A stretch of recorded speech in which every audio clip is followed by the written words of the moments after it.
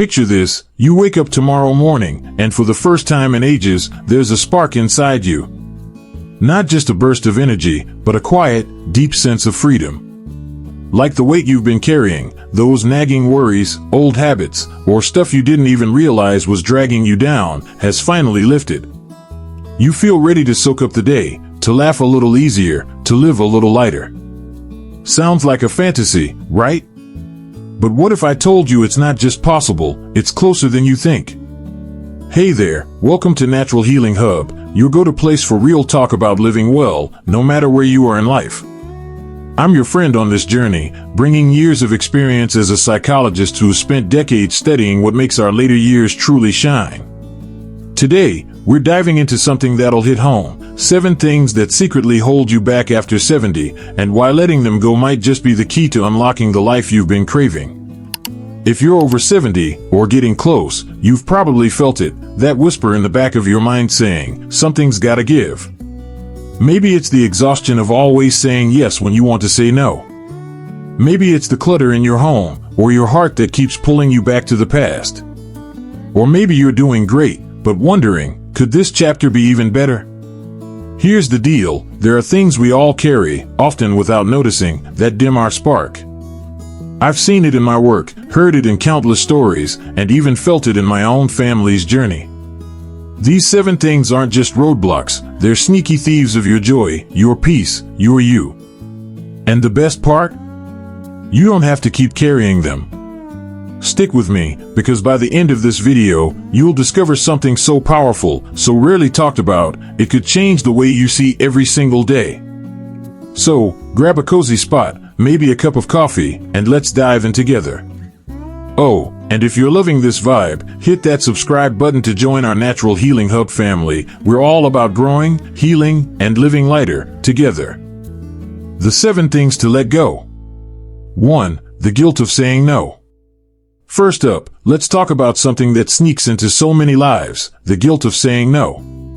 If you've spent decades raising kids, building a career, or helping out in your community, you probably know the drill, saying yes to everything. Every family dinner, every volunteer shift, every can you just request. It's like we're wired to think saying no makes us selfish or rude. But here's the thing, especially after 70, your time, your energy, your peace, those are gold. And yet, so many of us feel bad when we try to protect them. That guilt? It's not just heavy, it's a joy stealer. I think of my client, Margaret, a 72-year-old retired teacher with a heart as big as Texas. After her kids moved out, she felt like she had to be everywhere, church bake sales, grandkid soccer games, neighbor's yard sale planning. She wasn't saying yes because she wanted to, she was saying yes because she didn't want to disappoint anyone. It left her wiped out. Then one day, she said no to a book club she didn't even enjoy. Instead, she spent the afternoon digging in her garden, humming old tunes, feeling the sun on her face. She told me, it was like I gave myself permission to exist again. That's what saying no can do. It's not about shutting people out, it's about letting yourself in. Here's why this matters. Studies in gerontology, like one from 2020, show folks who set boundaries after 65 have less stress and feel more satisfied with life. When you say no to stuff that drags you down, you're saying yes to what lights you up. Maybe it's a quiet coffee morning, a chat with a friend, or picking up that paintbrush you haven't touched in years. My advice? Start small. Next time someone asks for your time, take a beat. Ask yourself, do I really want this, or am I just scared to let someone down? If it's a no, say it kindly, no need for a big explanation. You'll be amazed how your yes start feeling more real, more you. And the people who matter? They'll get it. They want you happy, not running on empty. So, what do you think? Have you felt that guilt creep in when you say no? Drop number 1 in the comments, and share your story. Let's keep this conversation going. 2. Outdated medical supplies and prescriptions. Alright, let's shift gears to something super practical, but kinda emotional too, outdated medical supplies and prescriptions. You know what I'm talking about, those pill bottles tucked in the back of your bathroom cabinet, expired creams from who knows when, bandages left over from a knee surgery a decade ago. They pile up, don't they? At first, they seem harmless, just taking up space. But after 70, keeping this stuff around isn't just clutter, it can mess with your health and your headspace. In my work, I've seen these things turn into more than just objects. They're like little time capsules of tough moments, surgeries, illnesses, times you felt fragile. Holding onto them can feel like staying safe, but it's actually risky. Medications change over time. Some stop working, others can even get harmful. A 2019 study in the Journal of the American Geriatric Society found that mix-ups with old or mislabeled meds are a big reason older folks end up in the ER. Even grabbing the wrong bottle in a rush, like an old painkiller instead of your blood pressure meds, can cause real trouble. I'll never forget George, an 80-year-old widower I worked with. Sweet guy, managed his diabetes like a pro, but his bathroom looked like a pharmacy museum. Old insulin pens, random pills from years back, you name it. One night, he felt off and grabbed what he thought was his current meds. Nope, expired stuff from ages ago. Landed him in the hospital, all because his cabinet was a jumble. When we sorted it out together, it wasn't just about tossing pills, it was about giving him control, making his space feel calm again. Here's how to handle it. Carve out an hour, maybe with a buddy or your kid. Check those expiration dates. If it's past due, toss it, safely, though. Most pharmacies have drop-off spots for old meds. If it's unlabeled, or you haven't used it in a year, let it go. Keep what's current, clearly marked, and actually part of your routine. This isn't just cleaning, it's self-care.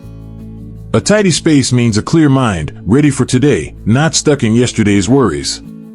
Plus, it's a gift to your loved ones. If they ever need to step in, they won't be wading through chaos. Got a drawer full of old meds? Comment number 2 below, and tell me, how's it feel to think about clearing that out? Your thoughts mean a lot to us. 3. Negative self-talk. Now, let's get a little deeper, because this one's a biggie, negative self-talk. Imagine someone standing in your kitchen, day after day, telling you you're too old, too slow, or that you've messed up too many times to matter. You'd show them the door, right? But for so many of us after 70, there's a voice in our head doing exactly that. It's not your friend, it's not wise, it's just noise, and it's time to turn it down. This stuff doesn't come from nowhere. Maybe it started with a harsh teacher way back, a boss who made you feel small, or just society hammering that you're past your prime nonsense. It piles up, and before you know it, you're telling yourself, I can't try that, I'm too old, or nobody needs me now. But let me tell you something I've learned from years of research and real conversations, that voice is lying. Just because a thought pops up doesn't mean it's true, and you don't have to keep listening. Take Helen, a 76-year-old I worked with. She loved poetry her whole life, but always told herself, you're too old to start writing now, what's the point? That voice wasn't protecting her, it was holding her hostage. We started small, asking, would you tell your grandkid they're too old to try something new? No way. So why say it to herself? She began jotting down lines, nothing fancy. Last year, she read her poems at a community center. Not perfect, but man, she glowed. She wasn't just writing, she was living again. Science backs this up. Studies in positive psychology show swapping out negative thoughts for kinder once cuts anxiety and boosts grit, even in your 70s and beyond. Try this. Next time that voice pipes up, catch it. Ask, is this true? Would I say this to my best friend? Then flip it. I've made it through tough stuff. I've got stories to share. I'm still here, growing. And here's a big one, hang out with people who lift you up, not ones who feed that negativity. Your mind's your home base, keep it a place of strength, not doubt. Does that inner critic ever get loud for you? Drop number 3 in the comments, and share what it's been saying. I'm all ears, and this community's here for you. 4. Clutter that ties you to the past. Alright, let's talk about something we all deal with clutter. Not just the random junk drawer kind, but the stuff that keeps you tied to who you used to be. After 70, it's so easy to end up with closets full of clothes you haven't worn since the 90s, shelves packed with dishes you never use, or boxes of gadgets from hobbies you dropped years ago. These aren't just things, they're like anchors, holding you in a past that doesn't fit anymore. I've seen how this weighs people down. A 2021 study in psychology and aging found that cluttered homes can stress you out and make you feel less happy with life. It's not just about the space, it's the mental energy. Every time you see that old sweater or dusty stack of magazines, it's a reminder of choices you haven't made, memories you haven't sorted, or a version of you that's moved on. It's exhausting, even if you don't notice it right away.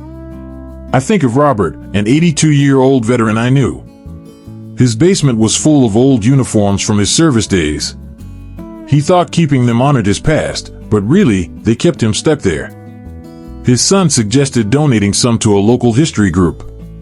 They went through it together, laughing, crying a little, keeping a couple medals, and letting the rest go. Robert said, "It felt like I could breathe again, like I was living for now, not then." Here's how to start. Pick one spot, a drawer, a shelf. Ask 3 questions. Do I use this? Do I love it? Does it fit my life today? If it's no across the board, let it go, donate it, recycle it, pass it on. This isn't about erasing your history, it's about choosing what matters now. And don't go it alone if you don't want to. Sorting with a friend or family can turn into storytelling, connection. Your home should feel like you, not a storage unit for yesterday. Got some clutter you're ready to tackle? Comment number 4, and let me know what's in that one drawer or corner you're thinking about. I'm rooting for you. 5. The belief that new friendships aren't possible. Next up, let's talk about something that can feel like a quiet ache, the idea that new friendships just don't happen after 70. Somewhere along the way, a lot of us start thinking that deep connections are for the young, late-night talks in college dorms, or bonding over new jobs. Life shifts as we age, doesn't it? Friends move away, some pass on, others drift as routines change. Before you know it, you're wondering if loneliness is just part of the deal now. I'm here to tell you, that's a myth, and it's one of the sneakiest burdens you can carry. It's time to let it go.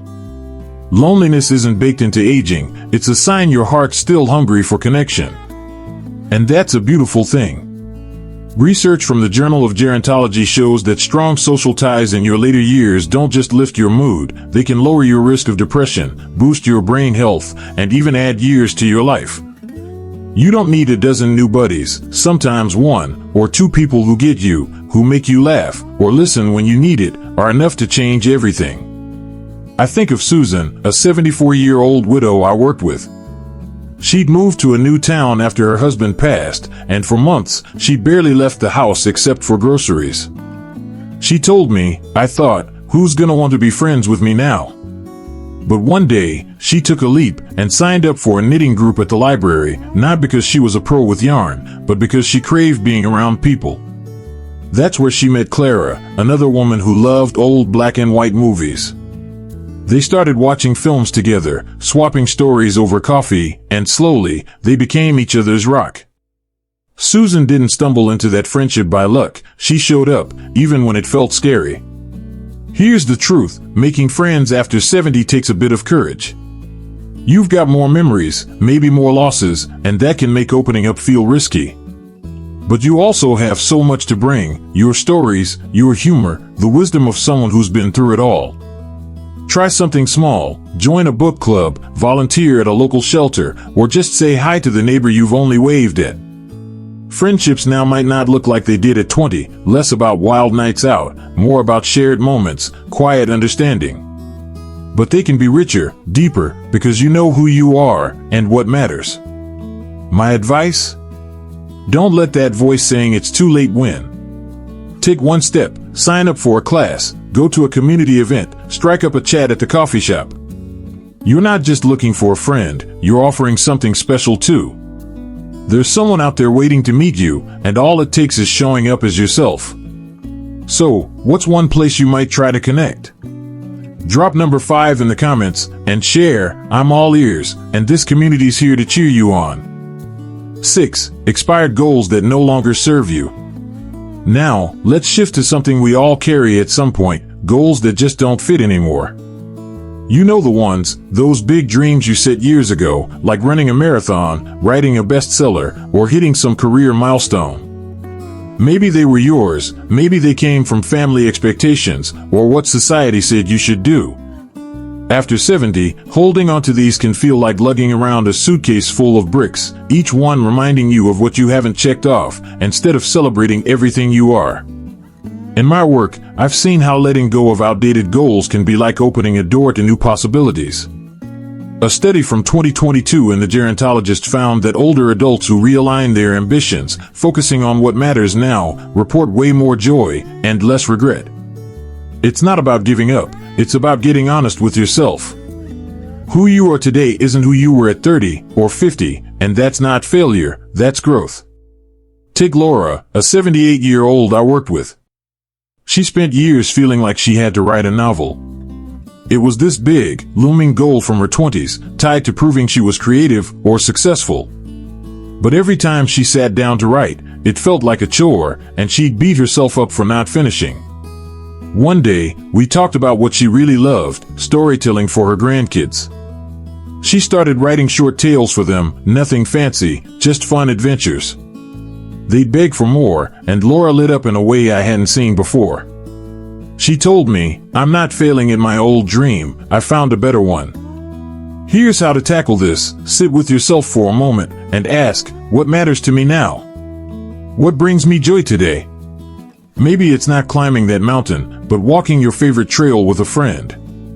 Maybe it's not starting a business, but teaching your neighbor's kid how to bake. These aren't smaller goals, they're truer, because they fit the life you're living. Letting go of old ambitions doesn't mean you've missed out, it means you're wise enough to choose what sparks your heart today. One thing I love about this is it's a chance to dream again, no pressure. Maybe your new goal is to try a new recipe every month, call an old friend once a week, or just enjoy your morning coffee without rushing. Whatever it is, it's yours, and that's what counts. So, what's one goal you're ready to rethink? Comment number 6 below, and let me know what's on your mind. I'm excited to hear what you're dreaming up. 7. The fear of death. Alright, we're at the big one, the heaviest burden of all, the fear of death. I know, it's not exactly cocktail party talk, and most of us would rather push it way down than face it. But after 70, it's something that can creep into your thoughts, like a shadow you try to ignore. Here's what I've learned from years of working with folks and studying this stuff. Dodging that fear doesn't make it go away, it just dims the light of your life. Letting it go isn't about pretending you're immortal, it's about choosing to live fully, right now. Death is part of the deal, we all know that. But fear? That's optional. Research in thanatology, the study of death and dying, shows that older adults who reflect openly on mortality often find more peace, not less. It's like shining a light on the thing that scares you, it loses some of its power. I saw this with Thomas, an 85-year-old client of mine. He avoided anything to do with end-of-life stuff, writing a will, talking about his wishes, because it felt too dark. But it was eating at him, making every day feel a little heavier. One day, he decided to face it. He didn't just write a will, he wrote letters to his kids, sharing stories, lessons, what he hoped for them. He told me, it wasn't about saying goodbye, it was about saying what matters. That's the thing, facing death doesn't pull you away from life, it pulls you closer. It's a reminder to savor the small stuff, the way the sun hits your porch, the sound of your grandkid laughing, the taste of your favorite pie. Start small, maybe talk to a loved one about what you'd want, not in a grim way, but as a gift to them. Write down a memory you want to pass on, or think about your legacy. What's the mark you want to leave, not in money, but in love, in stories. These steps don't make time run out faster, they make every moment richer. I'll be honest, this one's tough for me too. I've sat with my own parents talking about their wishes, and it's never easy. But every time, it brings us closer, makes us laugh a little more, hug a little tighter. Fear might knock on your door, but you don't have to let it stay. Choose love, presence, the stuff that makes your heart sing. Your life's still happening, and it's yours to fill with meaning. What's one thing you'd want to share or leave behind? Drop number 7 in the comments, and let's talk about it. Your voice matters here at Natural Healing Hub. Conclusion. All right, friends, we've walked through a lot together today, haven't we? From shaking off the guilt of saying no to facing the big stuff, like fear itself, these 7 things: guilt, old meds, negative chatter, clutter, closed-off hearts, outdated dreams, and that shadow of death. They're not just weights holding you back. They're invitations, really. Each one you let go of opens up a little more room for the good stuff, a laugh that comes easy, a morning that feels calm, a moment where you realize, hey, I'm still here, and I've got so much to give. That's what we're all about here at Natural Healing Hub, finding ways to live lighter, fuller, no matter how many candles are on your birthday cake. So, as we wrap up, I want you to take a second and think, what's one thing you're ready to set down? Maybe it's that nagging voice telling you you're not enough, or that box of stuff you haven't touched in years. Maybe it's the idea that you're too old to make a new friend or chase a new spark. Whatever it is, you don't have to do it all at once, just take one step. Life's taught you by now it's not about being perfect, it's about showing up, growing, and choosing what makes your heart sing. And here's the best part, you're not alone in this. Drop a comment below and tell us, what's one thing you're letting go of, or one thing you're grabbing onto instead? Maybe it's number 3 that hit home, or number 7 that got you thinking. Your story's part of this community, and we're here to listen, cheer, and share the journey. If this hit you in the feels, give that subscribe button a tap and ring the bell so you don't miss what's coming next. We're always digging into ways to heal, grow, and live well, and having you with us keeps this Natural Healing Hub family strong. Thank you, seriously, from the bottom of my heart, for sticking with me through this. After 70, it's not about clinging to what was, it's about embracing what is, with grace, courage, and a whole lot of heart. Here's to a life that's yours, free, and full of possibility. Let's keep healing, together.